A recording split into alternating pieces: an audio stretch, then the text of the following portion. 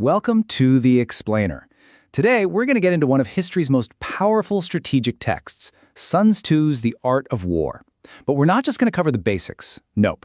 We're going to focus on its single most radical idea, one that flips our whole idea of what it means to win completely on its head.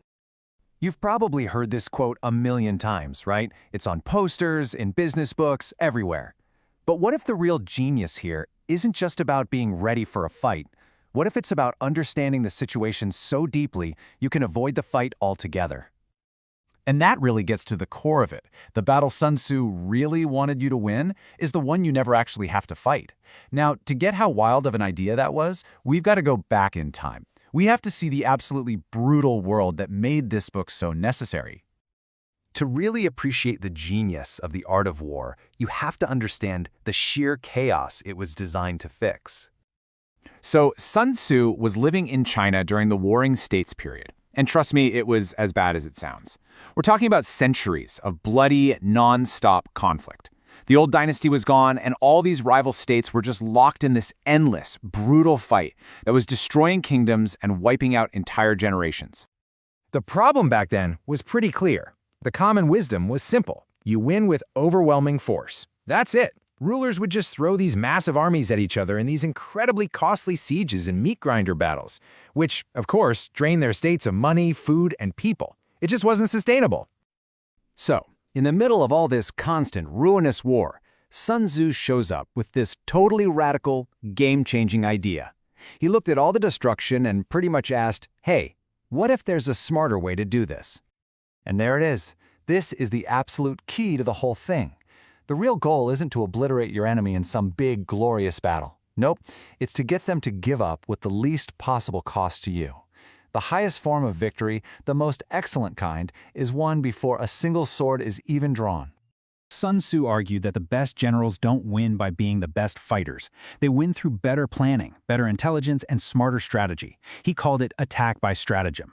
You basically disrupt your enemy's plans, break up their alliances, and mess with their heads so effectively that they're forced to surrender before you even have to meet them on the field.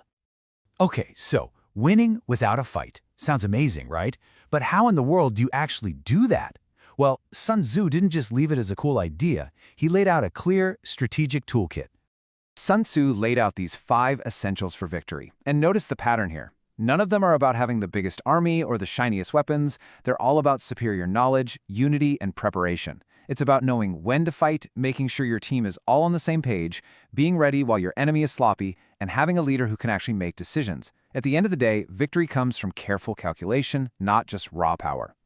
And at the very heart of all this preparation is one incredibly powerful tool that makes a cost-free victory possible: deception.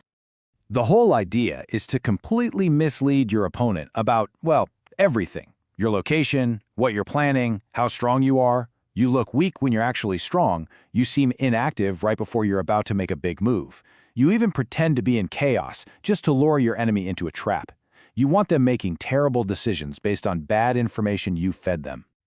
So how do you pull off that kind of deception? Well, it all comes down to one thing: foreknowledge. Sun Tzu was super clear about this. You can't just guess. You have to know what your enemy's condition is, their plans, their morale, their weaknesses. And that kind of superior intel, which he says you get from using spies, lets a commander shape the battlefield way before any fighting starts. And this focus on brains over brawn, on intelligence and strategy, that's exactly why 2,500 years later, these ideas are more relevant than ever, and they've spread far beyond the battlefield. Of course, let's start with the obvious. Modern militaries still study Sun Tzu constantly for his lessons on avoiding an enemy's strengths, hitting their weaknesses, and just how crucial speed and good intel are for any operation. In the world of international relations, his ideas are a playbook for how countries interact. They use diplomacy, economic pressure, and alliances, all to gain leverage and achieve their goals without ever having to resort to a destructive, open war. And this same exact logic is absolutely vital in the business world. You see companies using these principles all the time to outsmart their rivals, whether it's through deep competitive analysis, clever market positioning, or finding ways to disrupt the big established players. So, what does all this actually look like today? Let's make it real. We're going to run a quick thought experiment to tie this all together. Let's picture a classic David versus Goliath situation. A small, agile startup decides it wants to take on a massive, deeply entrenched tech giant. How could they possibly win using this ancient wisdom? Well, instead of getting into a head-on price war, which would be attacking the giant's greatest strength, the startup would use deception, speed, and focus. They'd find a small, undefended part of the market. They'd look completely non-threatening while quietly building key partnerships.